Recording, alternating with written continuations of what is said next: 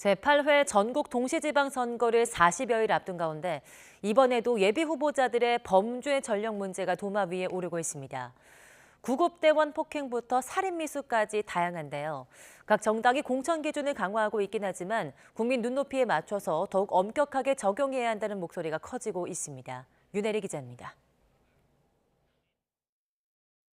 구급대원이 술에 취해 부상당한 환자의 팔에 의료용 바늘을 꽂고 응급처치를 시도합니다.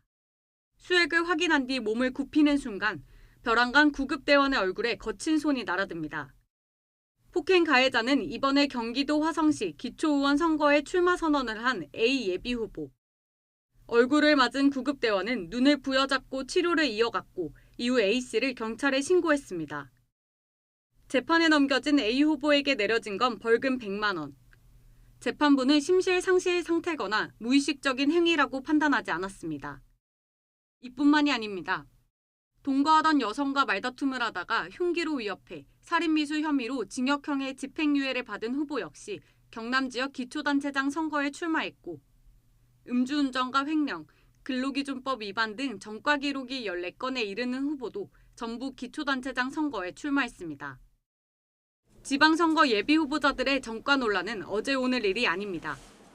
지난 2018년 지방선거 당시에도 10명 가운데 4명꼴로 전과가 있었던 것으로 집계됐습니다. 과거 민주화 운동 과정에서 자연스럽게 생긴 전과를 제외하더라도 많은 수치입니다. 시민단체가 11대 공천 배제 기준을 마련해 여야 정당에 제안서를 보냈지만 지금까지 아무런 답을 받지 못했습니다.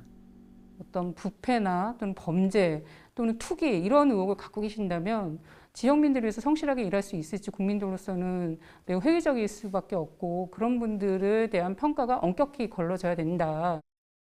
양당 모두 성범죄, 선거, 뇌물 등 중대범죄를 저지른 후보에 대해서 부적격 판정을 내리고 있지만 중앙당 공천관리위원회 권한으로 예외를 허용할 수 있도록 하고 있습니다.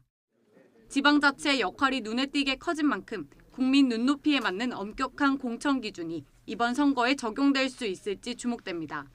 YTN 윤혜리입니다.